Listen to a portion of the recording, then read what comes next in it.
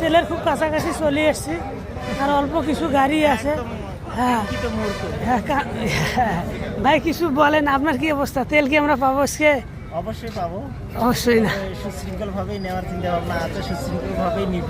সুশৃঙ্খল হবে না, 300 টাকা করে দিতে চাই, রিকোয়েস্ট করবো যেন একটু বেশি করে পাই। বেশি করে পান না? না অবশ্যই অবশ্যই।